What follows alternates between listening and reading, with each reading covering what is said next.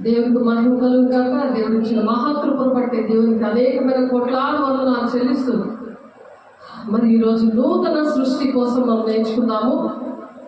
దాని ముందుగా దేవుణ్ణి ఆరాధిద్దాం.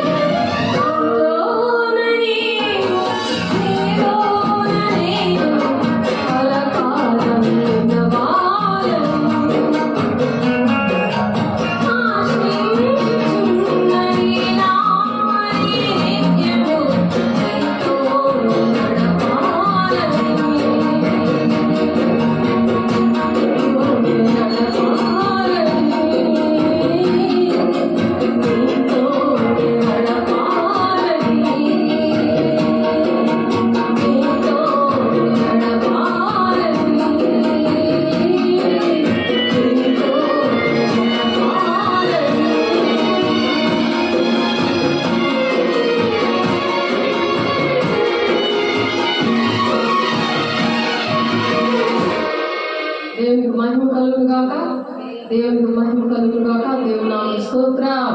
హల్లెలూయా. నూతన సృష్టి కోసం మనం నేర్చుకుంటున్నాము. నూతన సృష్టి 2 కొరింథీయులు రాసిన పత్రిక 5వ అధ్యాయము 17వ వచనం అందరూ చూద్దాం. మీకోసం చదువుతున్నాను, అందరూ కలిసి చదువుదాం. కాగా ఎవడైనా క్రీస్తు యేసునందు ఎడల వాడు నూతన సృష్టి. నూతన సృష్టి అంటే ఏంటి? క్రీస్తు యేసునందు ఎడల నవీన స్వభావాన్ని ధరించుకోవాలి, నూతన సృష్టిగా మారాలి అని దేవుడు ఈరోజు మనతో మాట్లాడుతున్నారు.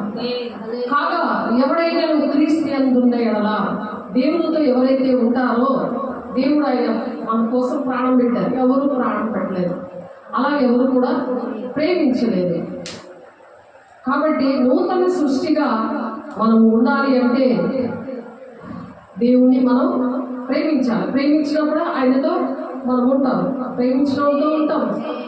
ప్రేమించిన వాళ్ళు మనతో ఉండరు. ఎవరినైతే మనం ప్రేమించమో వాళ్ళు మనతో ఉండరు. అలాగని మనుషులు నమ్మటి కంటే, రాజులు నమ్మటి కంటే యెహోవాను ఆశ్రయించడం మేలు, వారికి ఏ మేలు పొదువై ఉండదో అంటున్నాడు దేవుడు. అందుకని దేవుడు ఫస్ట్ ఆశ్రయించాలి, దేవుని యందు ఉండాలి. దేవుని యందు ఉండడం అంటే దేవుని మాట వినడం, దేవుని ఆజ్ఞలు గైకొనడం.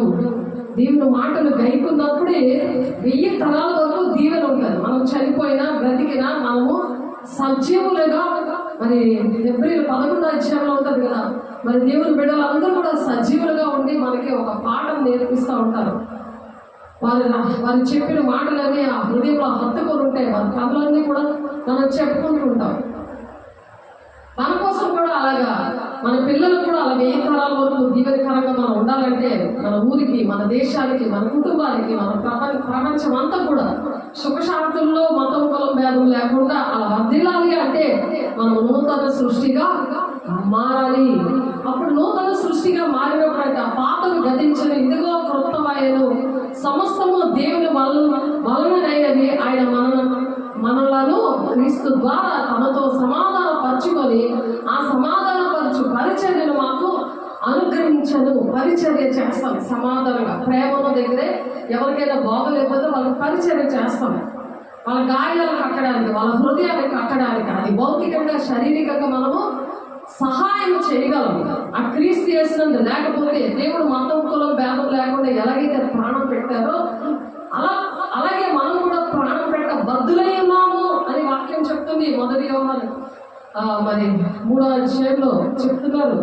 కాబట్టి అదేవిధంగా దేవుడు వారి అపరాధంలో వారి మీద మోపక క్రీస్తునందు లోకమును తనతో సమాధాన పరచుకొనుచు సమాధానమైన వాక్యము మాకు అప్పగించను. ఆ వాక్యమే మనల్ని నిలబెడతారు, నడిపిస్తుంది. ఆ వాక్యం మనల్ని కడతాది, బంధకాల నుండి విడిపిస్తుంది, జీవితాలు కడతాది, ఆ హృదయాన్ని బాగు చేస్తుంది. ఆ హృదయం అనేది ఘోరమైన వ్యాధి కలది. అది ఏం చేస్తుందంటే మనిషిని చెడిపేస్తుంది.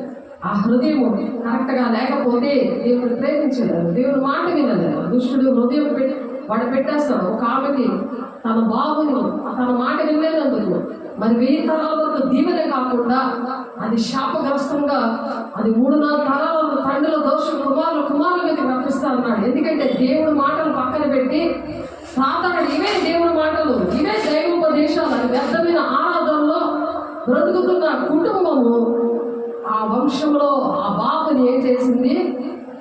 ఆ గుండె తీసి నేల మీద పెట్టి దాని గుండె పెట్టింది ఆ కుర్రోడికి. ఎవరి బిడ్డ ఇంజనీరింగ్ చదువుతున్న బిడ్డకి అన్ని ఫెయిల్ అయిపోయాడు. మరి ఆ అమ్మాయిని అన్ని జనరాలను ప్రేమించి పెళ్లి చేసుకోలేదు. పెళ్లి చేయకుండా దేవుడు ఆఫ్ చేశాడు. పెళ్లి అయిపోయిందేమో నేను అనుకున్నాను, కానీ దేవుని దగ్గర గోజాడినప్పుడు పెళ్లి లేకుండా మాటల వరకే వచ్చాయి. మాట్లాడుకున్నారు కానీ కుటుంబానికి ఎవరికి ఇష్టం ఉంటుందా చెప్పండి? దేవునికి ఇష్టం లేని బిడ్డలు అది చేసుకుంటే ఇంటికి నాకమే కదా. దేవుని క్రీస్తు యేసునందున్న వాళ్ళు నూతన సృష్టిగా ఉంటారు. అంటే నూతనమైన స్వభావం, నూతనమైన ఆత్మ, నూతనమైన జీవితం, నూతనమైన మనస్సు, నూతనమైన మరి తలంపులన్నీ కూడా వస్తుంటాయి. అయ్యో దేశం ఇలా పాడైపోతుంది, ఇలా ప్రపంచం అంతా కూడా దేశాలన్నీ పాడైపోతున్నాయి, ఏంటి ఈ పరిస్థితులు ఏంటి, దేవుని ఉగ్రత. మరి మనం చెప్పుకున్నాం కదా 90వ కీర్తన 8వ వచనంలో ఆయన ఉగ్రత, దాని కింద వచనంలో 11వ వచనంలో మరి దేవుని ఉగ్రత ఎలా ఉందో మనం చెప్పుకున్నాం కదా. ఆ ఉగ్రత రాకుండా ఉండాలంటే, ఆ పనిష్మెంట్ వస్తున్నాయంటే అయ్యో దేవుని మాట వినగా వస్తున్నాయి. ఆ ఉగ్రత, దేవుని ఉగ్రతకి చోటివ్వద్దు అనుంది, అపవాదికి చోటివ్వద్దు అనుంది. అపవాదికి ఎప్పుడైతే చోటిస్తారో దేవుని ఉగ్రతకి చోటిచ్చినట్టు అవుతుంది. దేవుడు మరి ప్రాణం పెట్టాడు కదా, పిల్లలకు కూడా మనం తప్పు చేసి ఎలా వాళ్ళని కొడతాము, అరే మానేగా లేకపోతే నేను చంపేస్తాను అంటారు చాలా మంది. నువ్వు అక్కడికి వెళ్ళావా నేను చంపుతాను అంటారు. ఎందుకు? అది ప్రేమ. చంపేయరు, ఎవరు చంపేరు, దేవుడు కూడా చంపేయడు. కానీ ఒక భయం వస్తుందని, ప్రకృతి గర్జిస్తుందే ఉంది వాక్యం. ప్రకృతి ఎందుకు గర్జిస్తుందంటే వాటికి భాష లేదు, కానీ అవి దేవుణ్ణి ప్రకటిస్తున్నాయి ఉంది. కీర్తనకారుడు రాస్తున్నాడు, ఆకాశం ఆయన మహిమను ప్రచురం చేస్తుంది, అంతరిక్షం ఆయన చేతి పనిని ప్రచురం చేస్తుంది. వాటికి భాష లేదు అనుంది వాక్యం. ఎందుకు అందుకని అవి మనకైతే అన్ని భాష ఉంది. మనకి దేవుడు రూపమిచ్చాడు, దేవుడు లాగా తయారు చేశాడు. ఆ దేవదూతల కన్నా ఎక్కువగా ప్రేమించాడు దేవుడు. దేవదూతలు స్తుతిస్తూ గణపరుస్తున్నావే, అవి ప్రధాన దూతైన లూసిఫర్ దేవుడి కన్నా ఎక్కువ మహిమను కోరుకున్నందుకు, దాన్ని అక్కడ నుండి తోసేసినందుకు, పరలోక రాజ్యం నుండి తోసేసినందుకు, అది దాని సమూహము మనుషుల్లో దూరి మరి అటువంటి శోధన ఆటంకాలు కుటుంబాల్లో, సంఘంలో, దేశంలో కలుగుతున్నాయి.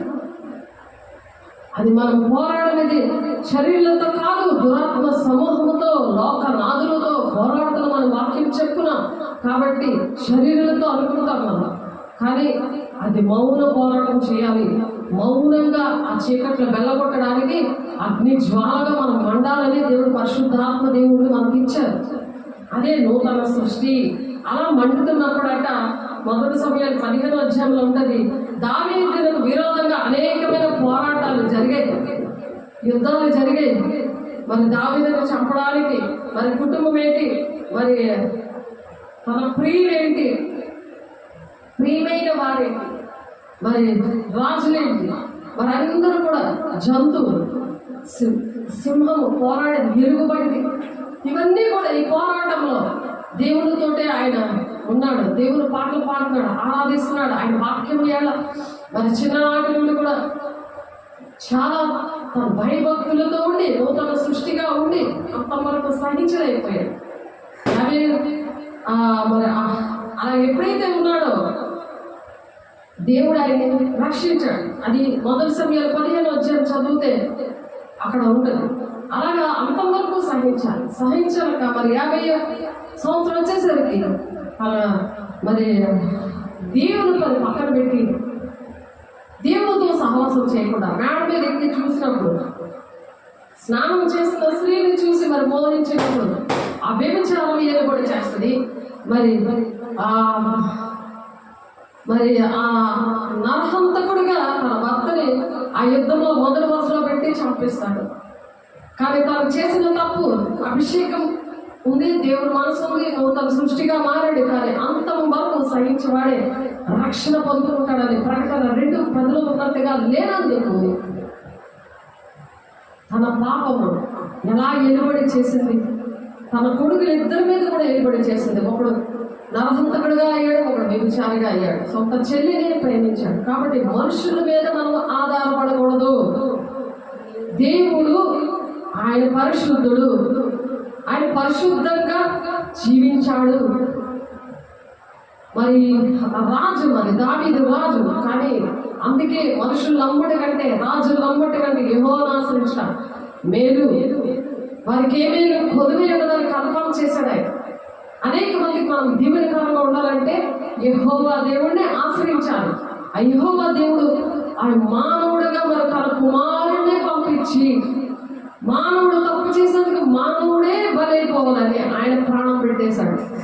ఎవరైనా మన కోసం ప్రాణం పెడతాడా? మన పాటలు అదే పాడుతున్నాం, నాకే మరణి మరణించాడు, నా కోసం దేవుడు చనిపోయాడు. దేవుడు ఎక్కడైనా చనిపోతాడా? దేవుడు ఎక్కడైనా మనతో వచ్చి మన భూలోకం వచ్చి ఆయన అన్ని నేర్పిస్తాడా? నాలా మీరు బ్రతకండి, ఇదిగో నేను బ్రతికి చూపిస్తున్నాను, మీరు కూడా పాపం అంటుకోకుండా బ్రతకండి, ఒక నూతన సృష్టిగా బ్రతకండి, నూతన స్వభావం మీకు ఇస్తాను, పాతవన్నీ గతించిపోయేవి, పాత జీవితం అంతా తీసివేయండి, ఎందుకంటే నేను ప్రాణం పెట్టాను కానీ మళ్ళీ అవే తప్పులు చేయకండి, ఆ పాపం అంటించుకోకండి, 3-4 తరాల వరకు తండ్రుల దోషం కుమారుల మీదకి వస్తుంది కదా, అది తెచ్చుకోకండి, 1000 తరాల వరకు మీరు దీవెనకరంగా ఉండండి, ఆయన ఆజ్ఞలు వేయకొని ఆయన ప్రేమించే వారికి 1000 తరాల వరకు దీవెనకరంగా ఉండండి, అలా నూతన సృష్టిగా ఉండండి అని చెప్తున్నాడు. మరలా పరుపు తేలిపోయేలా దావీదు భక్తుడు ఎప్పుడైతే ఏడుస్తాడో మళ్ళీ దేవుడు అభిషేకిస్తాడు. ఆయనే మరి ఆ వృద్ధాప్యంలో యెరూషలేము దేవాలయం కడతాడు. మరి తన ఆ రక్తాపరాధం నన్ను విడిపించి ప్రభా అంటే దేవుడు విడిపిస్తాడు. దేవుడిని అడుగుతాడు, దేవా నీ దేవాలయం కడతాను, చిరకాలం యెహోవా మందిరంలో నేను నివాసం చేస్తాను, నాకు ఒక వరం ఇయ్యి. ఆయన మరి నీ ఆ మందిరాన్ని పరుగులు తీసే పాదాలి నాకు అని అడిగినప్పుడు పరుగు తేలిపోయేలాగా ఎవరైనా ఏడుస్తారా?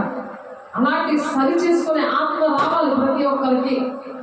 చేసేది కదా, మళ్ళీ చేస్తాను, దేవుడు క్షమించేస్తాడు కదా, దీవించేస్తాడు కదా, నాకు ఈ పనులు ఉన్నాయి, నాకు ఆ పనులు ఉన్నాయి, నా అప్పులు పాలైపోతున్నారు, ఫుల్గా పిల్లలు చనిపోతున్నారు, తల్లులు చనిపోతున్నారు.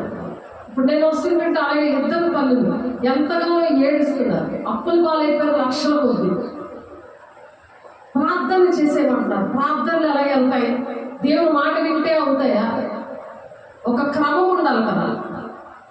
1వ మెట్టు ఎక్కకుండా 10వ మెట్టు నేను ఎక్కుతానంటే ఎలాగవుతుంది? చచ్చిపోతానో బతుకుతారా? నేను కూడా నీ వంటి వాడిని నువ్వు అనుకుంటున్నావు, నేను చీల్చేస్తాను, తప్పించినాడు అప్పుడు ఉండడం అంటున్నాడు. అంటే దేవుడు నీలాంటోడా నాలాంటోడా? ఆయన అడిగినవన్నీ ఇచ్చేస్తాడా? ఒక క్రమం లేదా? నిన్ను దీవించాలి, ఆశీర్వదించాలి, అన్నీ కూడా దేవుడికి, నాకు ఉంటుంది, దేవుడికి ఉంటుంది, మీకు ఉంటుంది. కానీ ఒక క్రమం అంటూ పెట్టాడు దేవుడు. ఆ క్రమం లేకుండా ఎవరైనా లైన్లో దిగిపోతే ఊరుకుంటారా? రేషన్ కార్డులో నీ తప్పకుండా ఎవరైనా ఊరుకుంటారా? నీకు రేషన్ ఇస్తారా? మరి దేవుడికి ఒక క్రమం లేదా? ఇవన్నీ పెట్టింది దేవుడే కదా. మన దేవుడు క్రమం లేకుండా నేను నా ఇష్టం వచ్చినట్టు ఉంటాను, నన్ను దీవించండి, ఆశీర్వదించండి, నా పిల్లలు బాగుండాలి, నా ఇల్లు బాగుండాలి, నా కొడుకులు ఎందుకు చనిపోతాను? ఒక కొడుకు చనిపోయాడు, 14 ఒక ఆమె ఇద్దరు బిడ్డలు, అఖిలు నిఖిలని, ఒక బాబు చనిపోయాడు, ఎందుకు? మాట వెళ్ళదు. దేవుడు ఒక మాట చెప్తుంటే వ్యర్థమైన ఆరాధన చేసి నేను దేవుడు మాట వింటున్నాను. దేవుడు ఒకటి చెప్తుంటే మనుషులు కల్పించిన పద్ధతులు, అవే దైవోపదేశాలను వ్యర్థంగా ఆరాధించడం, అది క్రమమా అక్రమమా? అక్రమం చేయాలని పొండి మీరు ఎవరో నాకు తెలియదు అంటాడు ఆయన. నా తండ్రి చిత్తం నెరవేర్చిన వాళ్ళే దేవుడి రాజ్యానికి వెళ్తారని చెప్తున్నాడు. తన తండ్రి చిత్తం తను చేసి మనల్ని చేయించమని 3.5 సంవత్సరాలు భూలోకంలో వచ్చి ఆయన చేసి చూపించాడు.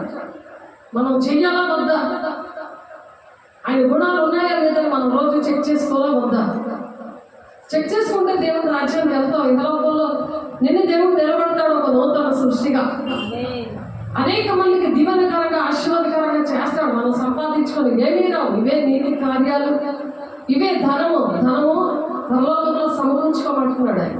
అక్కడ బంగారంతో వజ్రాలతో నీ పేరుతో నా పేరుతో అక్కడ పరిశుద్ధ పట్టణంలో, పరిశుద్ధమైన ఆ బంగారు వీధుల్లో, ఆ బంగారు పట్టణంలో నాకు ఇల్లు ఉందా లేదా, ఆ ధర్మం అక్కడ సమకూర్చుకోవాలి. ఏ క్రియలు మనం చేస్తున్నామో దానికి తగినట్లుగా జీతం నేను సిద్ధపరిచి ఉంచాను అంటాడు ప్రకటన గ్రంథంలో. వారి క్రియలు చెప్పి నేను జీతం సిద్ధపరిచి ఉంచాను అంటున్నాడు. ఇక్కడ జీతాలు నెలకు ముందే 15 రోజులకే ఖతమైపోతున్నాయి, చిన్న సంవత్సరాలకు వెళ్ళిపోతుంది. ఎందుకు? క్రమం లేదు, అక్రమం చేయాలని పొండి అంటున్నాడు ఆయన. అది అర్థం కావట్లేదు. పర్వాలేదు, మీరు ఎలా ఉన్నా పర్వాలేదు, మిమ్మల్ని దేవుడు దీవిస్తాడు, ఆశీర్వదిస్తాడని అని చెప్తుంటే సాతానుడు ఆ మనుషుల చెప్తుంటే అదే నీకు ఇష్టమవుతుంది. కానీ సరి చేసుకో, దేవుడి మాట విను. 1వ మెట్టు ఎక్కు, తర్వాత 2వ మెట్టు ఎక్కు, 10వ మెట్టు ఎక్కు, పడిపోతాను చెప్తుంటే వినట్లేదే.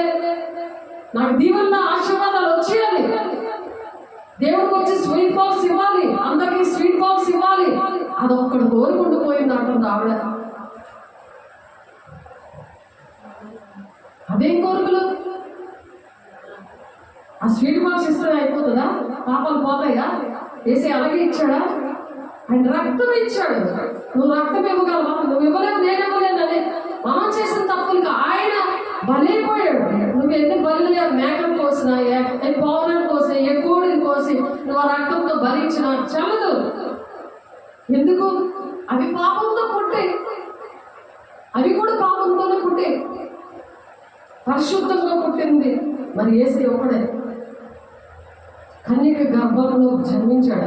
మనం అన్ని సెలెక్ట్ చేసుకుంటాం, మన దేవుడిని ఎందుకు సెలెక్ట్ చేసుకోలేము? పరిశుద్ధంగా మనం ఉన్నామా లేదని మనం ఎందుకు చెక్ చేసుకోము? పరిశుద్ధం ఉన్న వాళ్ళే, దేవుడి మాట విన్న వాళ్ళే దేవుడి పిల్లలని చెప్తున్నాడు కదా.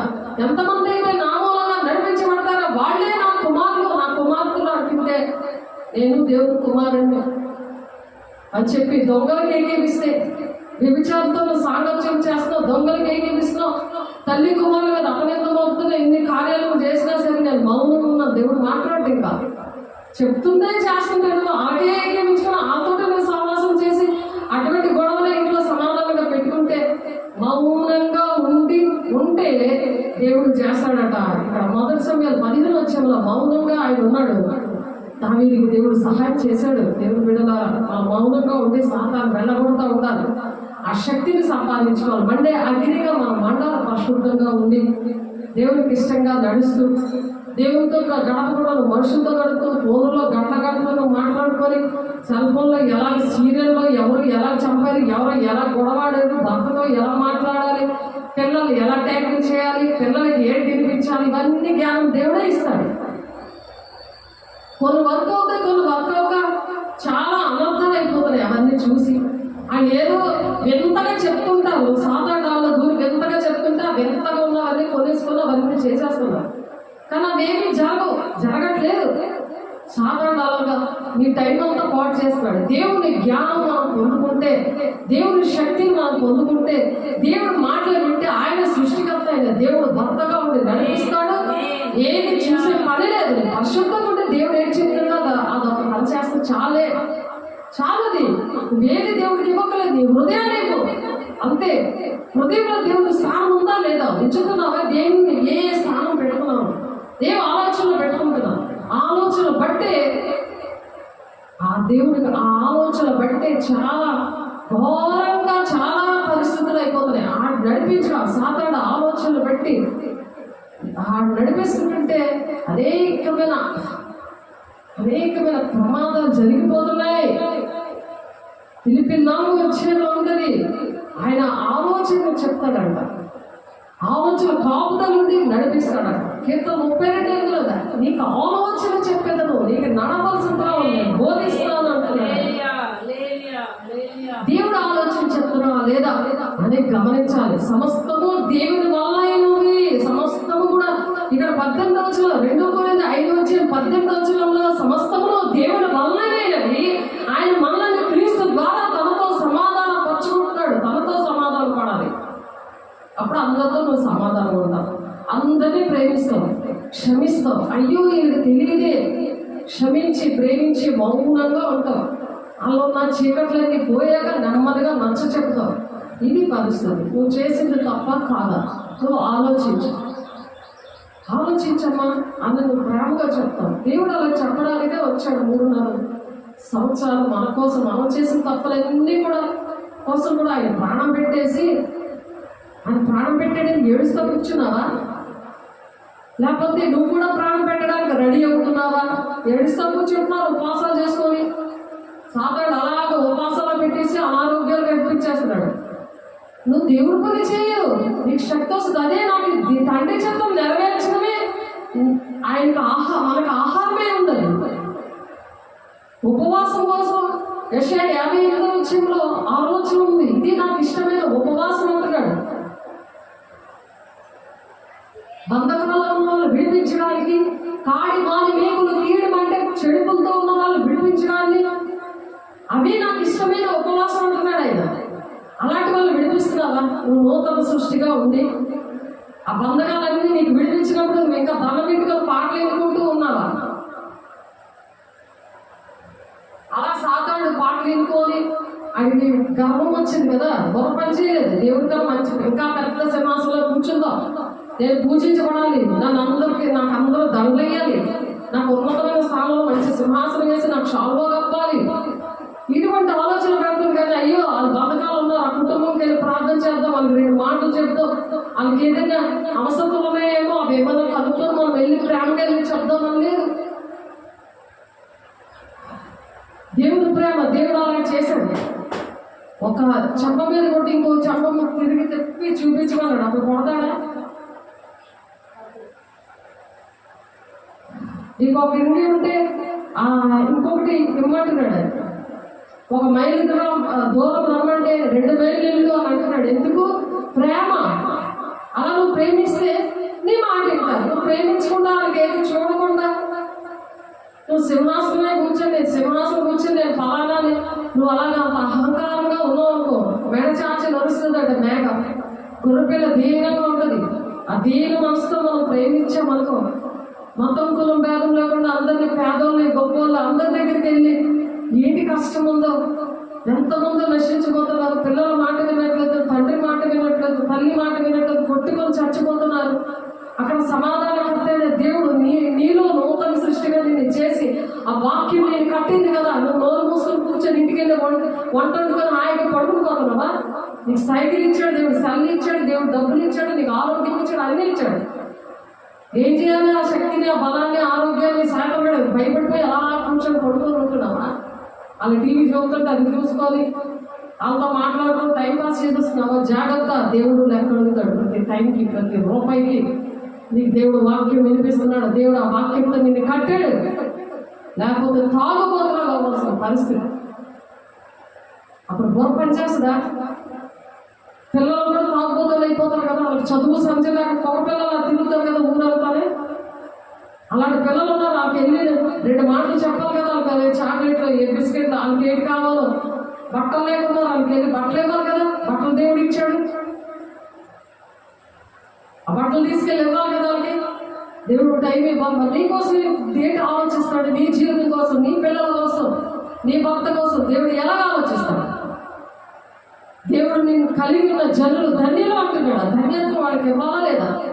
దేవుడు పొందుకొని ఒక నిరంతర సృష్టిగా ఉన్నప్పుడు చేయాలి లేదా? సమస్తమును దేవుడు అలా కలిగాయట. అందుకే ఆయన మనల్ని క్రీస్తు ద్వారా తనతో సమాధానం పరుచుకుంటున్నాడు. ఇలా సమాధానం పరుచుకుంటున్నాడు. దేవుడు అడుగుతున్నాడు ఈ మాటలు, నిన్ను నన్ను అడుగుతున్నాడు. దేవుడితో మనం అలా సమాధానం పడాలి. దేవుడి పిల్లల విషయంలో బాధ్యత కలిగి ఉండాలి. బాధ్యత ఉందా? అందరూ దేవుడు పిల్లలు కదా, అందరి కోసం కడం పెట్టాడు కదా. వాళ్ళకి తెలియదు కదా, చెప్పే రీతిగా వాళ్ళకి చెప్పాలి కదా. వాళ్ళు ప్రేమించి బాధలో ఉన్నప్పుడు వాళ్ళు కన్నీరు తుడిచినప్పుడు నీ మాట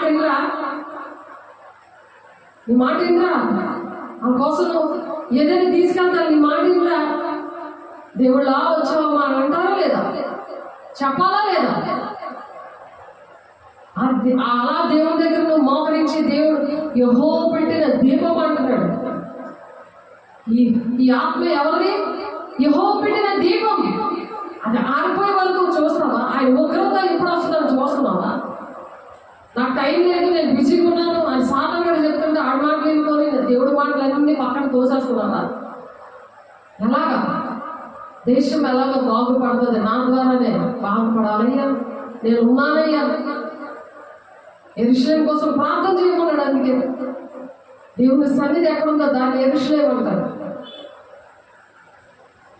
సాతానుడు అలాగా బంధకాలతో కట్టేస్తున్నాడు. దేవుని బిడ్డల్ని, కుటుంబాల్ని వాళ్ళ మీద ఏలుబడి చేస్తున్నాడు. ఆ టైం అంతా వాటికే ఇస్తున్నారు.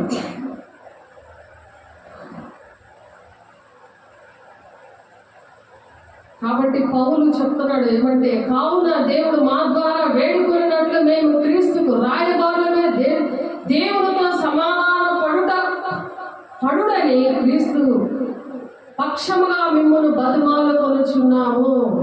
సమాధాన పడండి దేవుడితో. ఎంత టైం వేస్ట్ చేశానయ్యా, ఇన్ని డబ్బులు వేస్ట్ చేశానయ్యా, ఎంత జీవితం వేస్ట్ చేశాను, ఇన్ని సంవత్సరాలు దేవుడు నమ్ముకొని కూడా నేను ఏమీ చేయలేదు, ఒక్క బిడ్డను కూడా నీ దగ్గర తేలేదు. దేవుడు లెక్క అడుగుతాడు. దేవుడు బిడ్డ ప్రతి ఒక్కరిని మనల్ని లెక్క అడుగుతాడు. కాబట్టి మొదటి యోహాను 3వ అధ్యాయంలో 1వ వచనంలో దేవుని గుణాలు కలిగి ఉండాలి. మనము దేవుని పిల్లలమని పిలవబడినట్లు దేవుని గుణాలు ఉంటే దేవుని పిల్లలని పిలవబడతాం. దేవుని నమ్ముకుంటే కాదు. దేవుని నమ్ముకుంటే దేవుని పిల్లలు ఎవరు? దేవుడే పిల్లాలి. నా బిడ్డ అని, నా బిడ్డ అని, నా సంపూర్ణమైన బిడ్డ దేవుడు నన్ను పిలిచాడు. దెయ్యం చెప్పింది, దేవుడు చెప్పాడు. ఎంగాపల్లిలో, జనుగుడిలో, ధాంపూర్లో బాప్తీసాలు ఇచ్చినప్పుడు యేసయ్య నాలో ఉండే బాప్తీసాలు ఇవ్వడం వాళ్ళు చూశారు. నాకు తెలియదు ఈ విషయాలని. వాళ్ళు చూసి చెప్పారు. వాళ్ళు బెబ్బేరు ఎత్తిపోయి చెప్పారు. ఛాలెంజ్గా ఉండే సాక్ష్యాలు దేవుడు బిడ్డలకి ఇస్తాడు. ఆ సాక్ష్యం పట్టుకొని ఎందుకు ఇస్తాడు? నాకైతే అర్హత లేదు, కానీ దేవుడు మాట్లాడతాడు అనమాట. దేవుడు మరి కనిపిస్తాడు, దేవుని బిడ్డల్లో కనిపిస్తాడు. ఇక్కడ ఏం చెప్తున్నా, దేవుని పిల్లలు, మనము దేవుని పిల్లలమనే పిలవబడినట్లు. వీళ్ళు దేవుని బిడ్డ అని పిలిచారు కదా వాళ్ళు. దేవుని బిడ్డ, మనం దేవుని బిడ్డని దేవుడు నాతో చెప్తున్నాడు. అందుకే రాయలసీమ నుండి నేను ఇక్కడ దేవుడు నన్ను తీసుకొచ్చాడు చెప్తున్నాడు కదా. ఆలోచించండి. దేవుడు మాట విన్నప్పుడు ప్రతి ఒక్కరిని చూపిస్తారు. ఇప్పుడు వస్తున్నప్పుడు కూడా దేవుడు ఏసీ అలా కనబడుతున్నారు. ఒక ఆవిడకి నా పక్కన నేను ఆమెతో మాట్లాడుతుంటే సిలువను చూపిస్తున్నారు. ఆమె సిలువ ఎందుకు చూపిస్తారు? నన్ను వెంబడించి వాడు సిలువను ఎత్తుకొని వెంబడించండి. ఎన్ని శ్రమలు ఉన్నా సరే మనం ఆయన వెంబడించాలి. ఆయన పని మాత్రం నువ్వు ఆపకు అని అర్థం అక్కడ. మరి శుక్రవారం ఒక ఆమె ఉంది, రాజేశ్వరని. ఆమెకి దేవుడు ప్రార్థన చేస్తుందో చూపిస్తున్నారు. ఒక సిలువను చూపిస్తున్నారు, ఒక సైతాన్ని కూడా తలం చూపిస్తున్నారు. ఎందుకంటే ఎంత చెప్పినా మాట వెళ్ళదు. సన్నిధిలో చక్కగా ప్రార్థన చేయడం, వాళ్ళకి చక్కగా వండి పెట్టడం, వేడి వేడి చెక్కి చక్కగా వాళ్ళ బాబు దేవుడు మాట వినకుండా పిచ్చోళ్ళలాగా తిరుగుతా ఉన్నాడు ఫస్ట్ బాబు. ఎందుకంటే ప్రథమ సంతానము అంటే 3-4 తరాలు తండ్రి దోష కుమారుల మీదకి వస్తుంది అన్నారు కదా. అందుకనే వంశం పాడైపోతుంది. 3-4 తరాల వరకు దేవుడు మాట వినకపోతే వింటే 1000 తరాలు దీవెన. అందుకని నూతన సృష్టిగా మనం మార్చబడాలి. క్రీస్తు ఉన్నవాడు నూతన సృష్టి. అందుకు ఆ బాబు పిచ్చోళ్ళు తిరుగుతున్నాడు. రెండో వాడు కూడా అలాగే రెడీ అయిపోయాడు. వాడు కూడా అలాగే రెడీ అయిపోయాడు. అప్పుడు దేవుడు గుర్తొచ్చాడు. ఏదైతే దేవుడు నా ద్వారా చెప్పాడో అవే వాళ్ళతో మాట్లాడుతున్నాడు. ఆ సాతాను బుర్ర చూపిస్తున్నాడు. ఇంకా సాతాను కూడా బుర్ర చూపిస్తుంటే వాక్యంలో చూసినా అవే మాటలు, నా నోట్ల నుంచి కూడా అవే మాటలు వస్తాయి. వాళ్ళ ఇంటికి వెళ్ళి వాక్యం చూసినా, ఏ వీడియో తీద్దాం ఈ సంబంధంలో, ఏ వీడియో దేవుని మాటలు విందామన్నా అవే మాటలు వస్తాయి.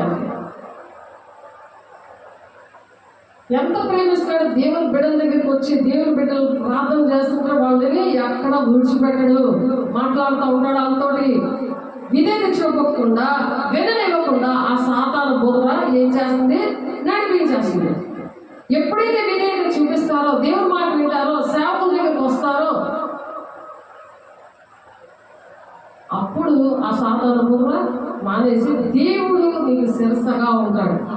వాళ్ళకి చూపించాలి. రోజంతా చర్చలో పెట్టి ప్రార్థన చేస్తే వాళ్ళ కోసం. ఇంటికి వెళ్ళగానే ఆమె అలసిపోయి ఎలా పడుకుంది అంతే, అలా వాలింది అంతే.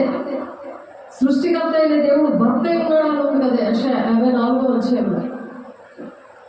ఆ వాక్యం 1 నుండి 5 వచనాలు ఉంటాయి. అవి చూపించారు. తనకి స్వరంతో దేవుడు మాట్లాడతాడు. అలా ఆయన వెంటనే ఏంటండి ఇలా మాటలు వచ్చాయి, దీని అర్థం ఏంటంటే వెంటనే ఫోన్ చేశాడు. నేను ఇక్కడ నుంచి ఇక్కడ పరిచయం చూసుకొని ఇక్కడ కూడా ఆ మరణంలో శాపంలో వినగా బంధకాలు ఉన్న వాళ్ళ దగ్గర ప్రార్థన చేసి ఇంటికి వెళ్ళాను. అప్పుడే ఇలా ఇంటికి వెళ్ళాను. వాళ్ళు వెళ్ళి ఇక్కడ నుండి బయలుదేరారు. అక్కడ 1-2 గంటలు జరిగి వాళ్ళు ఇంటికి వెళ్ళారు. వెంటనే ఫోన్ చేసరికి ఇది పరిస్థితి, మీరు ఇలా ఉండాలి అని చెప్తే ఏసీ అంటే సృష్టికర్త అయిన దేవుడిని భర్తగా పెట్టుకోకుండా ఇప్పుడు సాతాన్ని అనే శిరస్సుని భర్తగా పెట్టుకున్నారండి. అందుకు దేవుడు మన శుక్రవారం చూపించారు. ఆలోచించండి, నీకు భర్తగా ఎవరున్నారు, నీ పరిస్థితులు అలాగే, నువ్వు దేవుని మాట వింటున్నావా లేదా, దేవుని విషయాలు నువ్వు వినేసి అలా దులుపుకొని వెళ్ళిపోతున్నావా, ఆ క్రియలు చేస్తున్నావా లేదా అని దేవుడు లెక్క అడుగుతాడు. ప్రతి విషయంలో కూడా మనం లెక్క ఉంటాడు. ప్రతి విషయం కూడా అందుకే దేవునికి జీవితం అంకితం ఇవ్వాలి, దేవునికి సమర్పించుకోవాలి. మనకు ఉన్నవన్నీ దేవునికి సమర్పించినప్పుడు దేవుడు అవి సేఫ్గా ఉంచుతాడు. మనం అలాగా దేవుడు నడిపిస్తాడు. దేవుని ఆజ్ఞలు పాటించాలి. ఇక్కడ దేవుడు పిల్లలని పిలువబడినట్లంట, తండ్రి మనకి ఎట్టి ప్రేమను అనుగ్రహించానో చూడండి, మనము దేవుని పిల్లలమే. ఈ హేతువు చేత లోకము మనలను ఎరుగదు, లోకం మనల్ని ఎరుగదు, లోకం మన మాట వినదు. చెవిటి పైన మోగదయ్యమా అన్నాడు దేవుడు. అందుకే అతను నుంచి పొమ్మన్నాడు. చెవిటి దెయ్యం ఏం చేస్తుంది? వినదు. ఎన్ని సార్లు చెప్పినా వినదు. దర్శనాలు వచ్చినా, ప్రవచనం వచ్చినా, సేవకులు చెప్తున్నా, వాళ్ళకే ప్రత్యక్షమై దేవుడు కనబడుతున్నా, అది చెవిటి అయిన మోగదయ్యం అనమాట. వినిపించుకోరు, దాన్ని బ్రహ్మపరచ ఆత్మ అంటారు. మొదటి యోహాను 5వ అధ్యాయంలో ఉంటుంది. ఇక్కడ చెవిటి దెయ్యం, మోగ దెయ్యం అంటే దేవుని మాటలు ప్రకటించింది. ఎలాంటి అద్భుత కార్యాలు ఇంటిలోని ఒంటిలోని చేసిన వాళ్ళు ఆ సాక్ష్యం పట్టుకొని దేవుణ్ణి బ్రతకరు. వాళ్ళు ఆ సాక్ష్యం పట్టుకొని ఆ కుటుంబాన్ని రక్షించుకోలేరు, మరి సంఘానికి పనికిరారు, కుటుంబానికి పనికిరారు, దేశానికి పనికిరారు, అలా ఉంటారు. కాబట్టి దేవుడు ఏం చెప్తున్నారంటే, అందువల్ల వాళ్ళు ఎవరైనా వాక్యములకు అవిధేయులైతే వారు భయముతో కూడిన మీ ప్రవర్తన, మీ పవిత్ర ప్రవర్తన చూచి వాక్యము లేకుండానే తమ భార్యలను రాబట్టకొనవచ్చును. తమ భార్య నడవడి వలన భర్తల్ని రాబట్టుకోవచ్చు. పరిశుద్ధ ప్రవర్తన అంటే మనం ప్రార్థన చేస్తుంటే కొన్ని కార్యాలు దేవుడు చేస్తూ ఉంటాడు. అప్పుడు నువ్వంటే ఒక భయముతో కూడిన ప్రవర్తన మనకు ఉండాలి. నువ్వే వినేసి వెళ్ళి పడుకుంటూ ఉంటే నీకే చీకటి పెట్టి బతకం నిద్రపోతూ అవన్నీ ఆవరిస్తుంటే దేవుడితో నువ్వు సహవాసం చేయకుండా, దేవుని మాట వినకుండా, దేవుడు నీకు ఎన్నో అద్భుత కార్యాలు జీవితంలో చేస్తే, కృప ద్వారా రక్షించుకుంటే, అర్హత లేకపోయినా సేవకులు ప్రార్థన చేస్తే నీకు అక్కడ దేవుడు మాట్లాడి ఇన్ని చూపిస్తూ ఉంటే, ఇన్ని నేర్పిస్తూ ఉంటే, దేవుని స్వరం వినిపిస్తూ ఉంటే వినకుండా నువ్వు దేవునికి ఇష్టం లేకుండా ఉన్నందుకు భయంతో కూడిన ప్రవర్తన ఎలా వస్తుంది? నీ భర్త ఎలా బాగుపడదు, నీ కొడుకు ఎలా బాగుపడదు, నీ భార్య, నీ కుటుంబం, దేశం ఎలా బాగుంటుంది?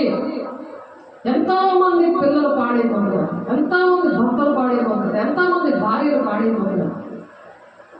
సాధారణ బంధకాల్లోకి వెళ్ళిపోతున్నారు. వాటి మాటలు వినుకొని అది ఎలా గ్రహిస్తాం? పరిశుద్ధ ప్రవర్తన బట్టట. మొదటి పేతురు చెప్తున్నారు 3:2, అందువల్ల వారిలో ఎవరైనా వాక్యములకు అవిధేయులైతే, వాక్యానికి అవిధేయులయ్యారనుకో, వాక్యం వినట్లేదు అనుకో, వాక్యానికి ఇష్టపడట్లేదు అనుకో, దేవుడు నాకు ఏం చేశాడు అని వాళ్ళ నీ మీద తిరగబడుతున్నారు అనుకో, ఏం చేయాలి? వారు భయముతో కూడిన మీ ప్రవర్తన, మీ పవిత్ర ప్రవర్తన ఉందా? పవిత్రమైన ప్రవర్తన ఉందా? ఆ పవిత్రమైన ప్రవర్తన బట్టి నా భర్త నేను రాబట్టుకునడానికి దేవుడు సహాయం చేశాడు. నా భర్త మీకు తెలుసు ఎన్నో అలవాట్లు ఉంటాయి. ఎంత గోండాయిజం చేసి మరి ఎలాంటి పరిస్థితిలో ఉన్నా ఆ భయంతో కూడా నా ప్రవర్తన బట్టి దేవుడు నన్ను ఇలాగ వాక్యం ద్వారా నన్ను కట్టాడు. ఆ వాక్యం ఆయనకి తెలియకపోయినా సరే ఆ భయంతో కూడా ప్రవర్తన బట్టి మరి భర్తను రాబట్టుకున్న నన్ను ప్రతి ఒక్కరి కుటుంబాల్లో ప్రతి ఒక్కరిని రాబట్టడానికి, అందరినీ ప్రేమించడానికి, పేదోలైనా గొప్పోలైనా మతమే, ఏ కులంలో ఉన్నా ఏ మతంలో ఉన్నా అది మనుషులు పెట్టుకుంది. దేవుడు అందరూ ప్రేమించాడు, దేవుడు అందరినీ ప్రేమించాడు.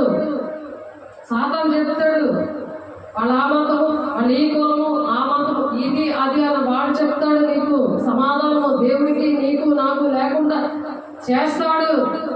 అది గమనించుకో దేవుని బిడ్డ. ఇహలోకంలో చక్కగా ఉంటావు, దేవుని రాజ్యానికి వస్తావు, పరలోకంలో కూడా దేవుని రాజ్యంలో ఉంటావు. కాబట్టి అలా దేవుడు ఉండమని చెప్తున్నారు.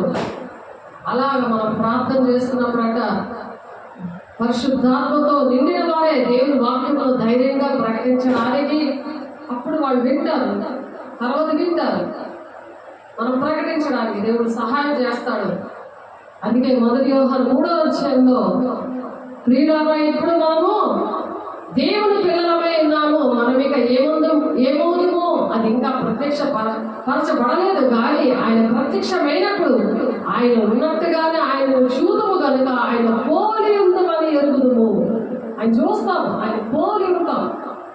అక్కడ ఊరు మనం పోల్చుకోలేదు. అలాగే ఇక్కడ తయారవ్వాలి, అలా పరలోక రాజ్యం వెళ్ళాలి.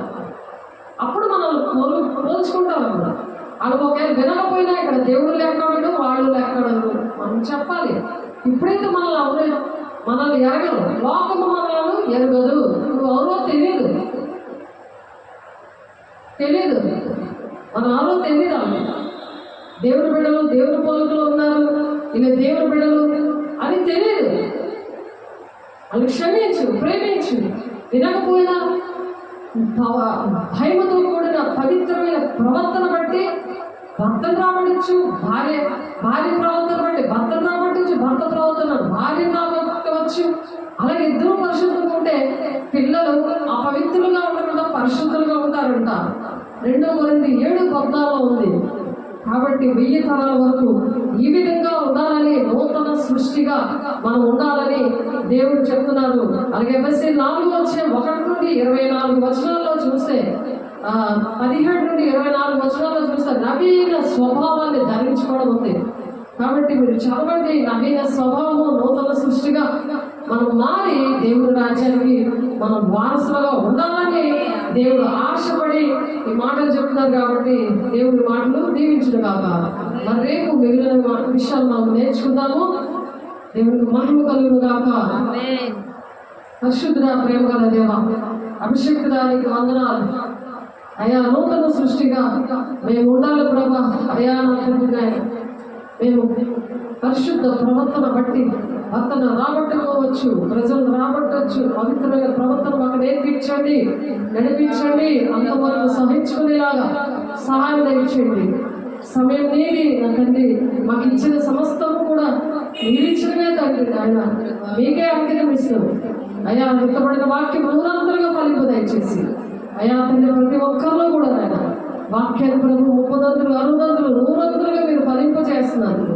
మంచి హృదయంలోనైనా మీరు విత్తిన వాక్యాన్ని ప్రభు మీ సాక్షిగా మరి ప్రతి ఒక్కరిని ఆ వాక్యం ద్వారా నడిచి మీ సాక్షిగా నిలబెట్టుకుంటున్నారు. మీ రాజ్యానికి వారసులుగా సిద్ధపడి అనేక మందిని సిద్ధపరిచే భాగ్యాన్ని ప్రతి ఒక్కరికి ఆన్లైన్లో ఉండడానికి అట్టి విధంగా ఉంచి ఎవరైతే వారి చేతులెత్తి అయ్యా మీ దగ్గర ఒక తీర్మానంతో ఉంటున్నారు వారందరినీ ప్రభు సదాకాలము వారికి తోడేకి నడిపిస్తున్నందుకు మీకు వందనాలు స్తోత్రాలు చెల్లిస్తూ యేసే పరిశుద్ధ నామములో బ్రతిమలాడి వేడుకుంటున్నాం తండ్రి. ఆమేన్. తండ్రి యొక్క దీవెన, కుమారుని యొక్క కృప, పరిశుద్ధాత్మిక నిత్య సహవాసం సకలోక పరిశుద్ధులకి మరి తండ్రి ఎవరైతే శ్రమలో ఉన్నారో, బంధకాల్లో ఉన్నారో వారందరినీ విడిపించి సదాకాలము తోడేకి నడిపించిన గాక. ఆమేన్. దేవునికి మహిమ కలుగును గాక. దేవుని నామముకు వందనాలు. God bless you. దేవుడు మిమ్మల్ని దీవించి ఆశీర్వదించును గాక. ఆమేన్.